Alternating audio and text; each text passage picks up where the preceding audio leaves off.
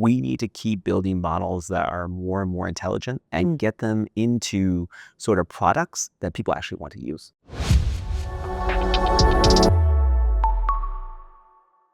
Hi, everyone, and welcome to the 60/40 podcast, the only podcast that deep dives Asia's business and tech headlines from the leaders actually driving the change. I have the honor today of sitting down with Dr. Ronnie Chatterji, the chief economist at OpenAI. Ronnie has had a really fascinating journey from being a professor at Duke to helping craft national policy at the White House and to now working at literally the most exciting company in the world. So we're going to cover everything from productivity shifts to AI geopolitics and to hopefully a little bit more personal in terms of how you actually use AI in your day-to-day life. Ready, Ronnie? I'm ready. Let's do this. Okay, so let's start at the beginning. Like I said, you've been a professor, a policymaker, and now you're the chief economist at OpenAI. I understand that they basically made this role for you. Do you want to tell us how you got this job and like how you got connected to Sam and OpenAI in the first place? I mean, it's so funny when you look back at the things you're doing, you say, how did I get from here to there? Yeah. And sometimes it's hard to explain. I do think like the biography that you outlined, something I'm really proud of. I've chased mission-driven sort of organizations and problems my entire career, and it's culminated in something that's really exciting at OpenAI. I'm an academic by training. I come from an academic family. I know we share that. Yep. My parents are both teachers. My dad was a professor for a long time. So for us, like doing a PhD and studying social science, and in my case, economics, was really natural. And becoming a professor was something that my parents really encouraged me and were really proud of me to do. But that led to a lot of other opportunities. And so when I got the chance to work in government, I realized that, wow, I can use my economic background to inform policy. And when it came to working in business, I found that I was really useful using my economics and my government background and helping CEOs make decisions and helping boards think through big strategic problems. And all that kind of culminated with OpenAI, where they said, we really need to create a chief economist role, but it's going to be a little bit weird. It's going to be someone who needs to know economics and has the credentials to do the right kind of research, who knows what good research is, but someone who also understands how the rules of the game matter, because AI is so new and exciting, like you've been talking about, that there's going to be a whole new set of institutions that we need to build to understand how to make AI work for the benefit of people. And that government's going to play a big role. And last, you got to have some business sense, because really, whether business adopts AI or not, it's a question of ROI, return on investment. So they wanted someone who had that exposure as well. So in that way, I don't know if they made the job for me, but I feel like I'm made for the job. That's awesome. So they called you up and they're like, hey, we're OpenAI. We're thinking about this role. Did you hesitate? Were you like, or was it like a slam dunk, yes, I'm doing it? It's so interesting. I hesitated for a second, not because it's not a fantastic place. As you said, it's really, I feel it's the most exciting place to be working. But I wasn't sure. I didn't know if I wanted to take a step out of academia and do something in the private sector. It might sound strange to listeners if you're like, I wouldn't think about that. But I really have a great time doing research and exploring deep problems and following a research agenda that really I want to pursue. And I have a lot of autonomy in doing that. And Duke is an incredibly important institution to my development. My wife graduated from there. We really love it. And so being able to take sort of a leave to do this job was a big decision, but ultimately came down to the same things I loved about being at Duke and also about working in government, which is the mission of OpenAI really spoke to me. To build this new technology to benefit all humanity. I was like, man, like if this is really the way that they're going to approach it, I got to be part of this. There's no place in the world I can learn as much as I could learn at OpenAI. That ultimately made it easy. Totally. And then I do think, for academics, you're like, I have all these amazing theories. You want to see it in action. 100%. And so I totally see how Bring it back to your students. It's exactly strange where I'm at now, but one day I expect I'll be in front of a classroom of MBA students and I'll be telling them about sort of business strategy as it relates to AI. And I'll have this fantastic perspective to draw on. So I think you're exactly right. Being able to see your theories in action and talk to and be one of the people who's implementing those, I mean, it's an amazing opportunity. Really grateful for us. Super cool. Okay, so you've kind of described your job as to what you do as the chief economist of OpenAI. What would you say your biggest KPIs are? Like, how would you measure success in this role? There's really one thing that I think about all the time, which is in my job, if I can do a service to humanity in terms of providing effective forecasts about how artificial intelligence is developing, what the impact is going to be on the economy to help decision makers in business and government do better and get jobs that are doing, I'll be successful. And so that means I have to help people understand what data is out there. And I know we'll talk about this, how that data has implications for what they do. Let's suppose they're a policymaker or in a business, and then give people a sense of how they can adjust to this amazing trajectory that we're on with AI. If I can do those things, I'll be successful. I have to ask those questions and try to answer them the best I can. That's the ultimate KPI. Yeah.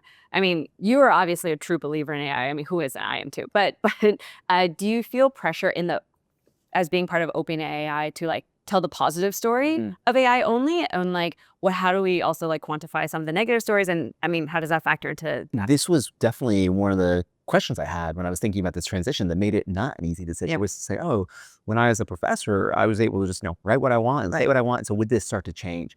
One of the cool surprises about OpenAI for me has been it's a pretty research-driven organization. Yeah.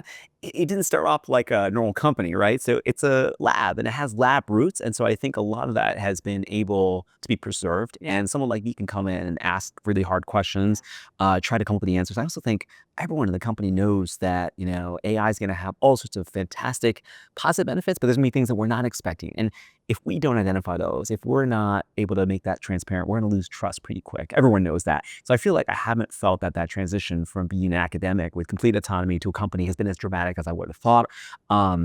If there's pressure, I feel pressure on myself to try to get to the right answers, to try to help people understand it. It's more about trying to reduce uncertainty than say a particular thing. That's where I really felt the pressure. Yeah. I mean, it makes sense. And it's great to know that OpenAI obviously has like those research roots. So you're like pursuing the truth for the sake of the truth, not like being given a PR or comms brand kit and being like, now meet the... It resonates, but it's been really interesting. It resonates with me having so many researchers. Like I spend, time talking to them and, obviously I can't read their papers at the level I wish I could. My work is very different than theirs, but I understand why they do the work that they do. And I appreciate it. And I understand that they're trying to figure out sort of like, the right answer, right? Not necessarily what sounds right or, sort of makes the best kind of press release, but like what actually works. And so it is inspiring to see that. And it circulates throughout the entire organization. So I'm proud to work there. Obviously, this technology has lots of positives and potential negatives. And so we have to think about both of those. That's just part of the job. But in terms of my ability to pursue those, I feel like I can do it. Yeah, awesome. Okay, let's jump into some of the meat here. So AI's impact on global economies, you've been out there, like obviously AI will create jobs, it will destroy some jobs. You said on stage earlier today, AI, people are not likely to be replaced by AI, but people who know how to use AI. Yeah. Do you see a bifurcation in terms of how the developing world is using AI and then maybe what we're seeing more in emerging markets such as Southeast Asia? Yeah, I think one thing is the attitudes towards AI are really different around the world. Oh, okay. If you look at public opinion polling, you'll see like in Europe and the United States, there's a lot of anxiety around AI's use in the economy and how it's going to affect jobs. And that makes total sense. People are thinking about this new innovation. They've seen the internet, they've seen social media, they've seen enterprise software, they've seen it change a lot of work. And they're saying, what's going to be the impact of this thing now that's coming at us?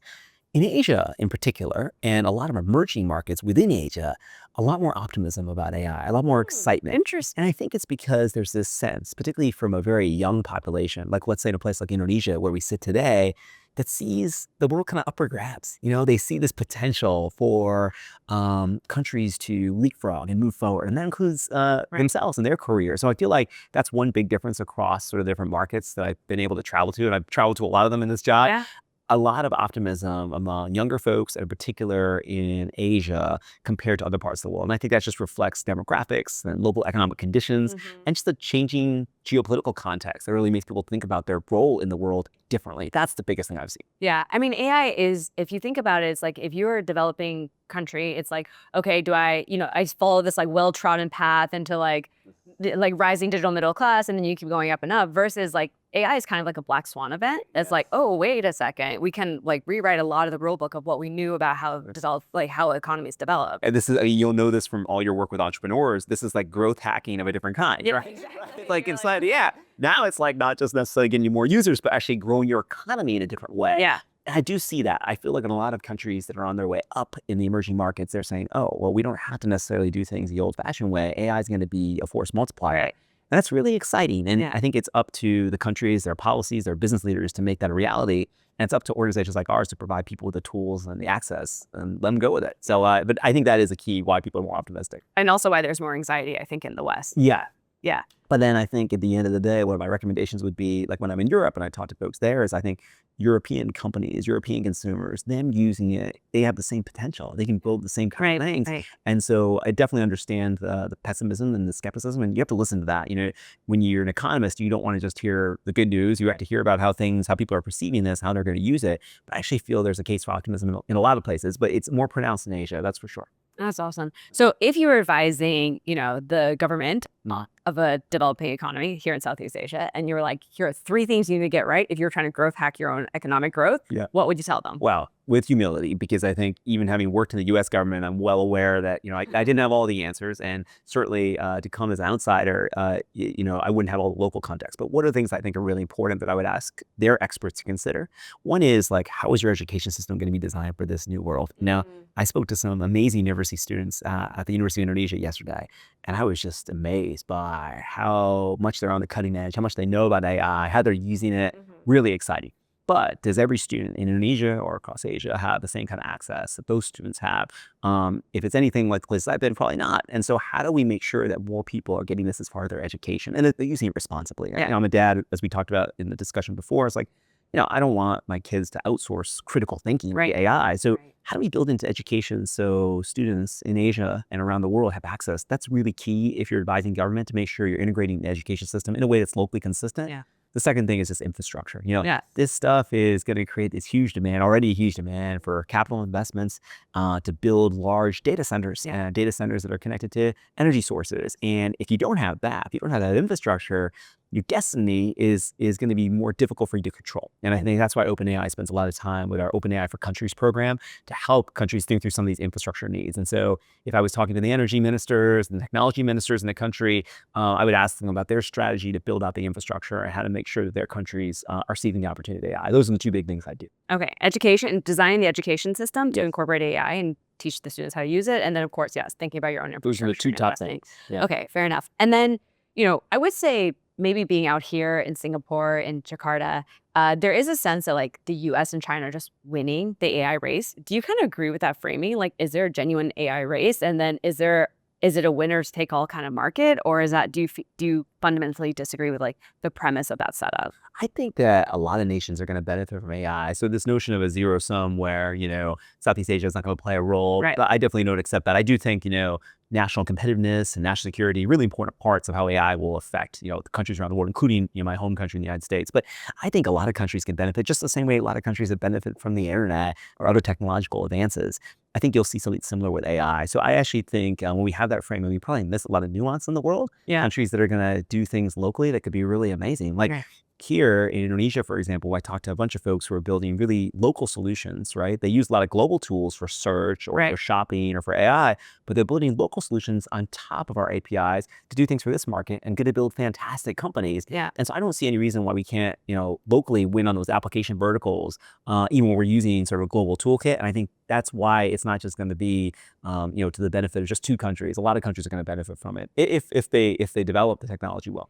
Yeah, I mean, and actually, again, like what we've been tracking over the last 2 years, really, it's like at first everybody was like fighting for the LLM model, right? And then I have to say, even I was like a bit skeptical. I'm like, is this really the game that you want to play? Like, it seems like that's one of the most expensive games. And honestly, maybe is one where it gets commoditized relatively quickly, or you have like multiple different models. And so then the question is like, what competitive advantages do a local startup have? And then, so in my mind, I think it is settling in the apps and the apps layer, because that is where you have local use cases. A builder in like San Francisco or New York or Tel Aviv is not going to understand like, the Gojeks around here and jumping on the back of a motorcycle or whatever. And so, but I mean, what do you think? I see it the same way. Grab, Gojek, Shopee. I mean, if you think about local needs, you're right. The developer in San Francisco is going to be unlikely to identify some of those. Like, what do you mean? Right. And I think you're right that, when I taught strategy at Duke to MBA students, maybe the 2nd or 3rd class, we focus on value chain strategy because you have to figure out not just how you win, but where you play. And there's lots of places to play in the AI stack. And I think you were right in your observation early on that one place that people want to play is maybe the frontier model development. There's a bunch of labs in that space. We're one of those. But another space that's really important, and it certainly was a place in the enterprise software revolution where they built tons of companies, is in the application layer. And I feel like that's going to be an area where you're going to see a lot of really important companies in AI, and many of them could be in Southeast Asia. So to your point, I don't think you're necessarily going to have the same kind of companies and competition in each part of the stack, whether it's designing and building GPUs, providing the energy, building the frontier models. Those application verticals is probably where I think the most excitement in Southeast Asia is going to be around. And I'm seeing that already on the ground here. Yeah, that's awesome. Okay. I want to shift gears a little bit. You were one of the architects of the CHIPS Act. And obviously, CHIPS has become a massively important thing. Yeah. Actually, I remember I used to be at Apple when I was in the Apple supply chain team. I was like, oh man, I'm so glad I'm not on the semiconductor team because it was so technical and it just kind of fried my brain thinking about it. But now I'm like, damn it, I wish I was on the semiconductor team. I would have way more understanding. Anyway, it's 2020.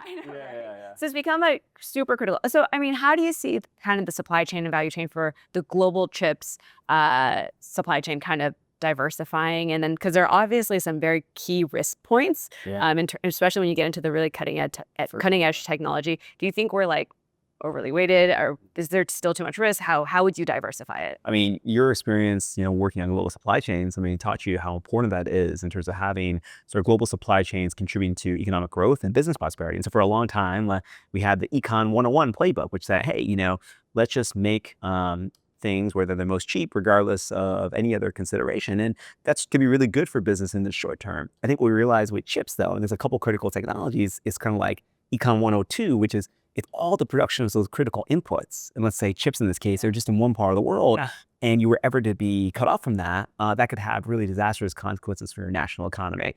And this is where the CHIPS Act really came from a national security imperative.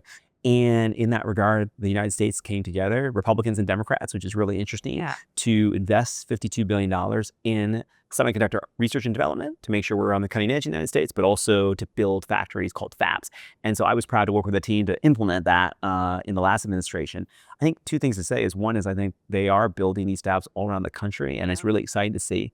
I think supply chains will continue to be global in so many ways because whether it's the chip making equipment or the materials, they all come from different parts of the world. But at least for the goals of the CHIP Act, it was to make sure that the United States in particular had access to a critical part of their supply chain for national security reasons. And I think you're seeing a lot of countries follow that playbook to make sure that they also have access. And you're seeing CHIPS Acts around the world now as a result of that. So I feel like it was an amazing experience. It taught me a lot about how technology isn't just always about building the best product. It's the intersection between business and public policy and society to make these things possible, and help me understand and appreciate AI more. So proud to work on that, continuing to watch from outside the government and hope that it continues to be implemented well. But I see a really strong commitment, I think, across Republicans and Democrats in the U.S. to keep pushing it forward. Yeah, I mean, and then obviously the massive TSMC investment in the U.S. I mean, you must feel like you somehow set that in motion. You're like one of many people, but I feel very good that those investments will be made. I think it'll be good for the people who work in those factories. It'll be good for the United States, and so that's exciting.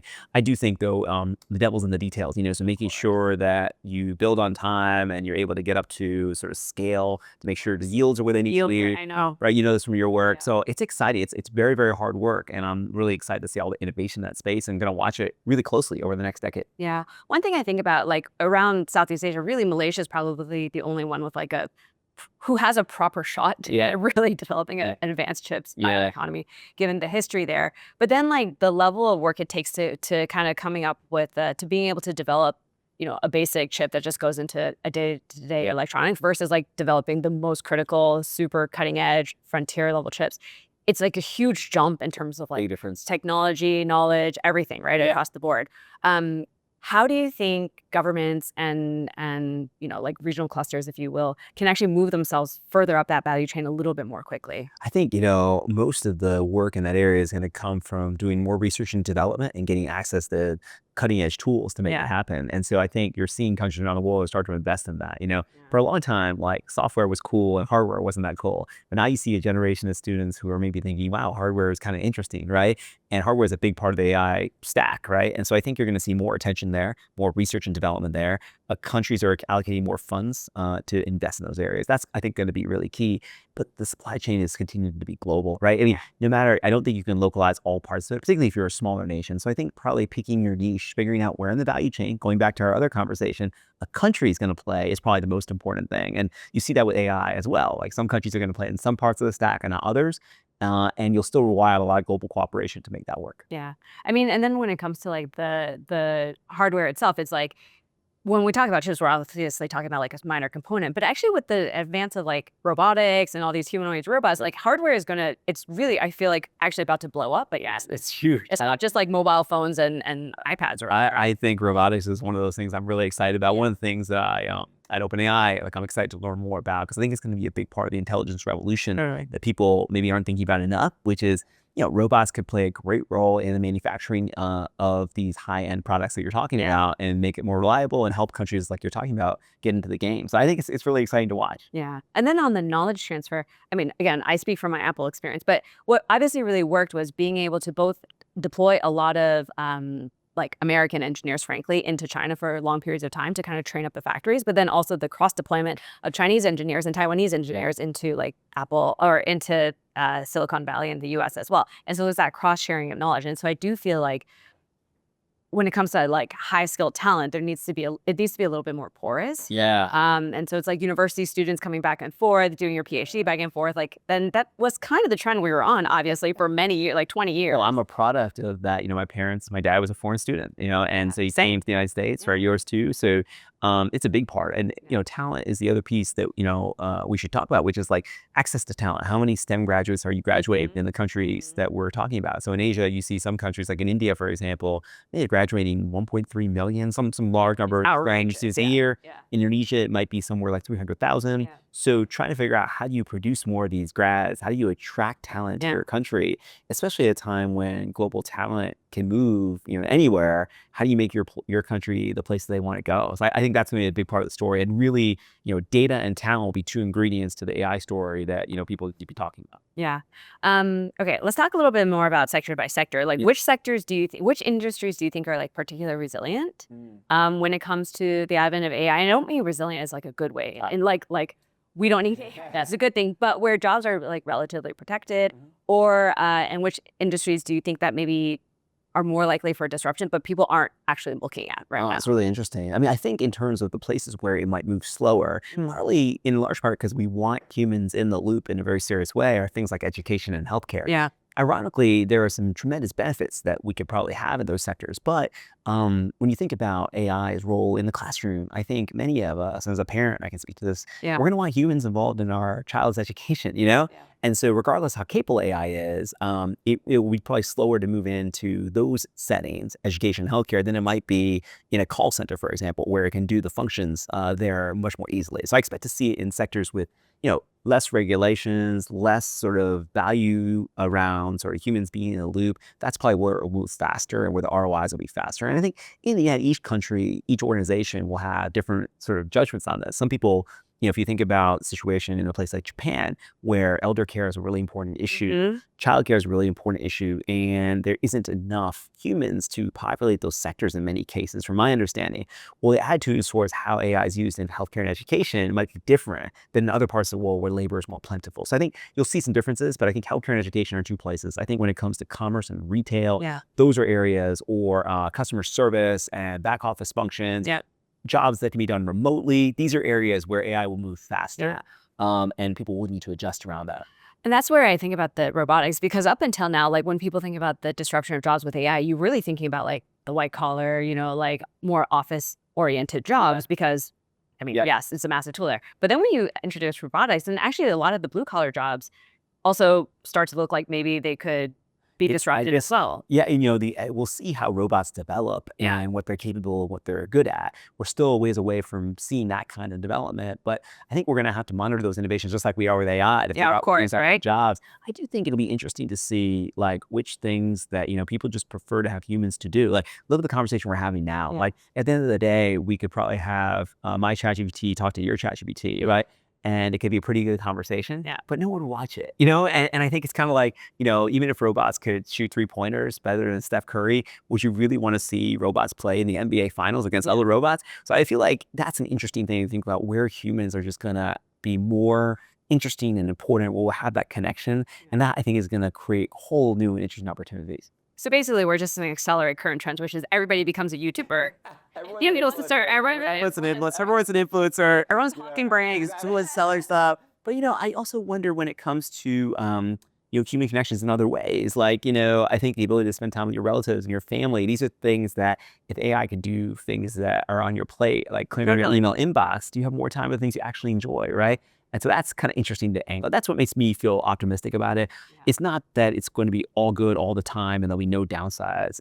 That's not the case. It's more like there's some interesting applications that I think will actually create a lot of human flourishing, and those are exciting to focus on. We got to do it in a responsible way, and ultimately we have to give people a choice about how they're going to use it, not feel like it's imposed on them. And that goes to a lot of the conversations earlier today too. Yeah, exactly. I mean, I think about it every which way, and it's just like, you know what? It doesn't really matter. Like, AI is coming, whether you like it or not. And so it's like more important, I feel like, to just like accept that as a truth, and then also figure out what to do with it and how to guide it, as opposed to like debating, is it coming? It is coming faster. Again, you had a slide earlier that it's just that's and people are finding really good use cases. I think the other thing to think about is like if it didn't provide some value to people, they wouldn't be adopting it. Right. And so it is providing. And so that's what's been really fun for me to look at those use cases and say, oh, it's not just that it's coming, it's also that people are embracing it. Oh yeah, totally. And for my kids, thinking about when they go to work, AI is going to be such a big part of any work or any job they do. So for them, at least, I think learning how to use it to do the things that they are trying to achieve at school now and at work later is really, really important. Of course, responsibly and making sure they get the skills they need, but I think it's going to be a big part of their careers. Yeah.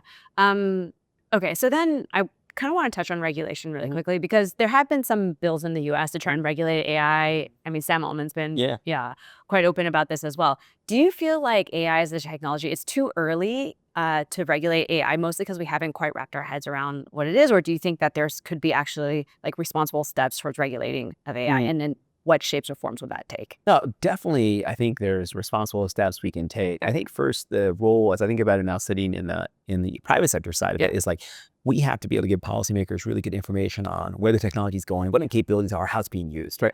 I think that's the role of the private sector. When I was in the public sector, right, that was the kind of information I didn't have access to, right? Public sector is tasked with making sort of the rules of the game that are going to benefit the entire public. And so they should take that information in and figure out how to make those rules of the game. And I think while it's really early, maybe the best way to think about it is it should be adaptive. It shouldn't be based on metrics that are really sort of centered on the current technology or certain like benchmarks. You often see this happen where they'll make some rule in a variety of industries, but the technology moves so fast that the rule outdated. Right. And so I do think thinking about it adaptively, and there are really smart people in different governments thinking through this and learning how to use AI themselves, but also thinking about the ins and outs. I think we could get to a good place, but I do think that the regulatory environment will really be important in how it develops in different parts of the world. So to your point, there's debates in different parts of the world on how to regulate AI, and where they ultimately come down will affect where models are built and where companies are built, and you're already seeing some of that.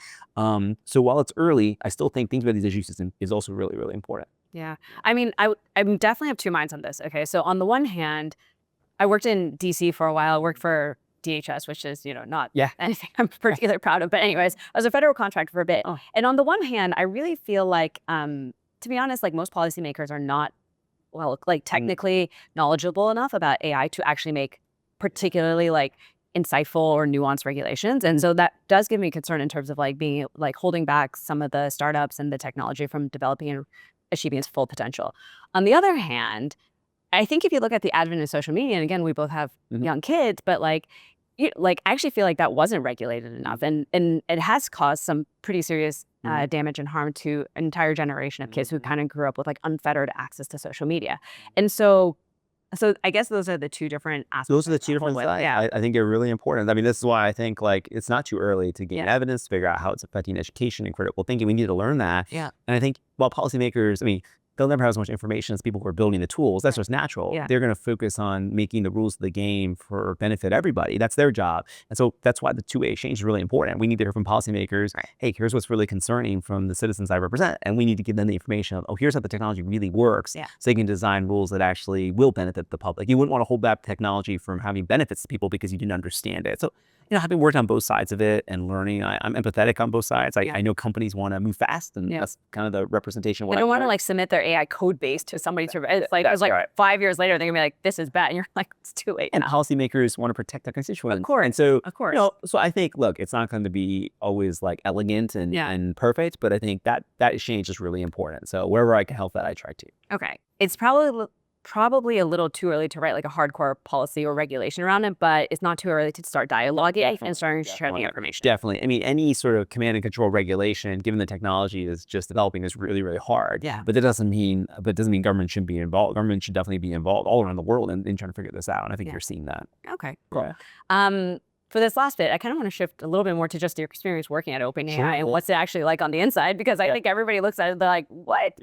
Y'all are releasing something new like literally every other day. And So, I mean, what's it really like working on the inside? What's it like working with Sam and the rest of the executive team there? It's really inspiring. I mean, I come from an academic environment, and before that from government. Right. And I'd been used to working with people who were really interested in ideas and mission. And I didn't think I could ever find a place where like I saw that outside of the public sector and academia.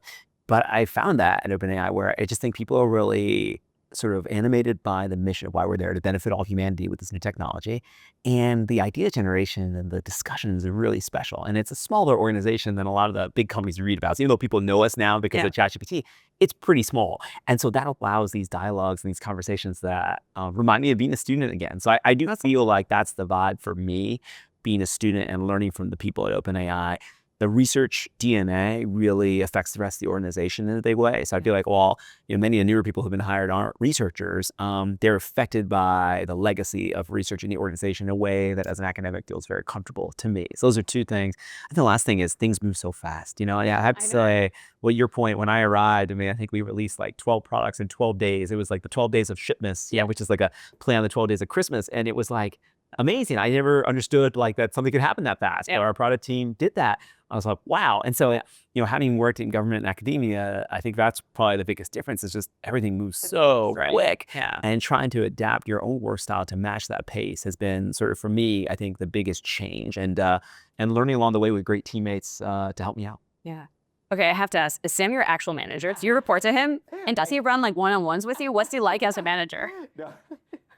You're like, okay, Ronnie, here we go. Here's your quarterly KPI. It's funny. It's not what I was. Being the chief economist, being the first one, there's not really a mold or how it works, right? So there's not a mode for much of what y'all.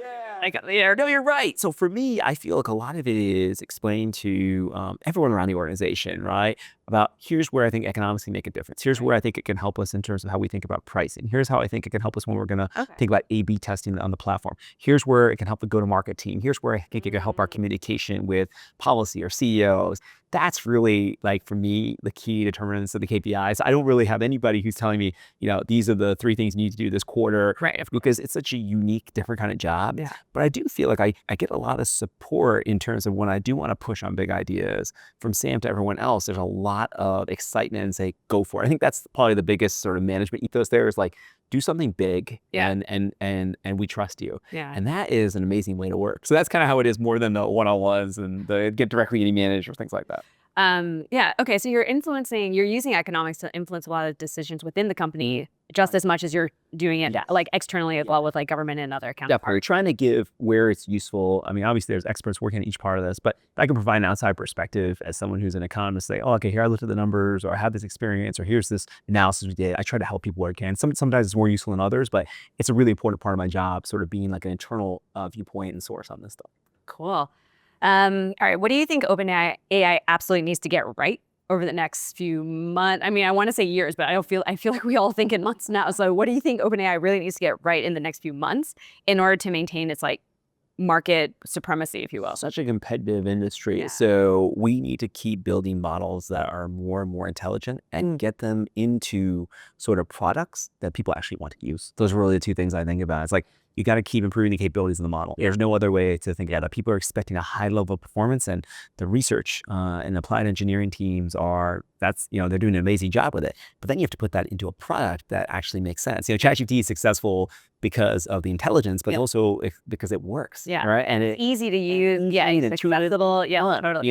And that's something that, you need a perspective on, and we need to keep winning there too. So those are really the 2 things. And so I see my job as if I can make those 2 things a little easier and be helpful in that, then I'll be doing my job. Yeah.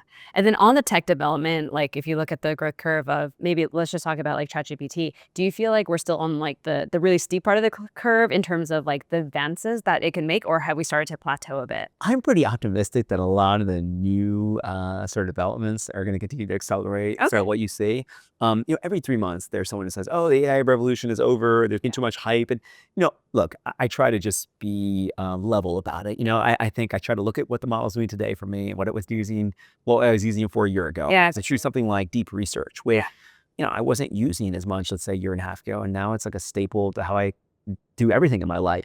And I thought, gosh, something I didn't have a year and a half ago is now a staple in my life. That's pretty quick advance. So Yeah. you can take a step back. We're always thinking, oh, how much has it improved since yesterday? Yeah. That might be a little hard to do it, but it's already moved really fast. And I expect you'll see those advances going forward. And I think if it starts to slow down on one growth trajectory, there might be other opportunities, right? Totally. Different technology paths, different research paths. Different products, Different right? products. I was like, I feel like maybe the chat is, I'm not well saturated, but like people understand it and like they've wrapped their heads around it. But then there's like the video side of things, obviously the agent side of things. There's like so many new products where we're still like, I feel like in the very first inning. Very much. And the platform we've laid with our products and our APIs allow people to build amazing things on it. So it's almost like the beginning of a new revolution that other people can now build on the building blocks we laid down.